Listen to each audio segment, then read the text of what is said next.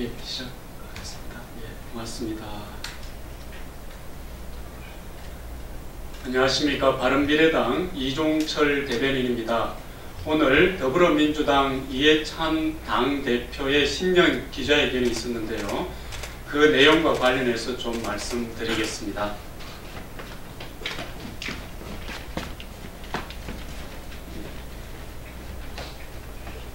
네, 조금 이따가 예.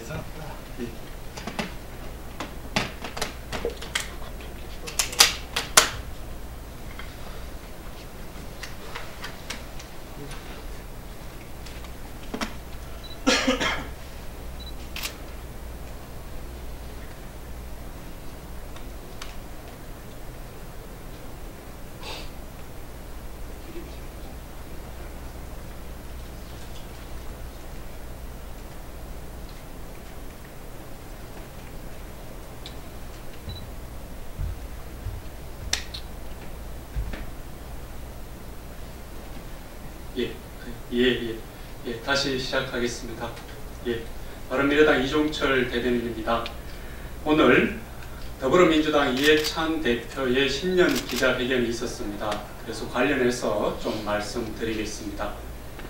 집권 여당의 현실과 동떨어진 유체이탈, 우려스럽기만 합니다.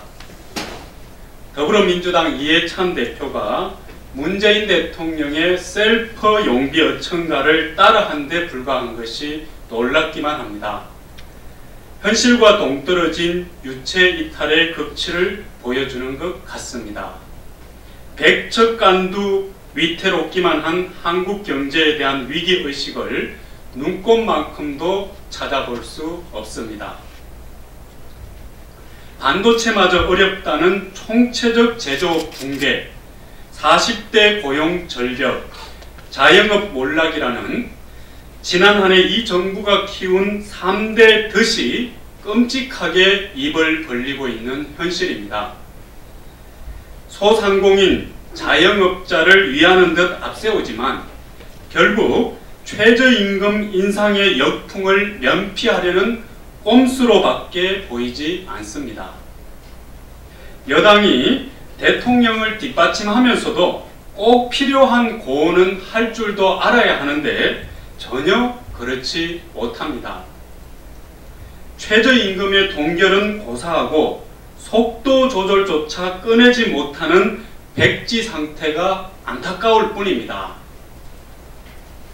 지난 10년 정권과 달리 나라가 나를 지켜주는구나 하는 확신을 주어야 한다면서 소득 양극화, 일자리 양극화, 부동산 양극화, 그리고 서울과 지방 양극화 등 최악의 양극화 정부의 탄생에 대한 성찰과 반성은 글자 한자 찾아볼 수 없습니다.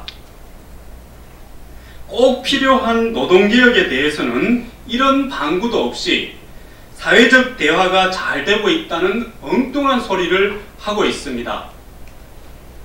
일일이 꼬집기에 지면이 부족할 뿐이고 우려스럽기만 합니다. 총선 승리를 위해 당 기강을 잡겠다며 윤리감사관을 신설한다는데 소가 웃을 노릇입니다.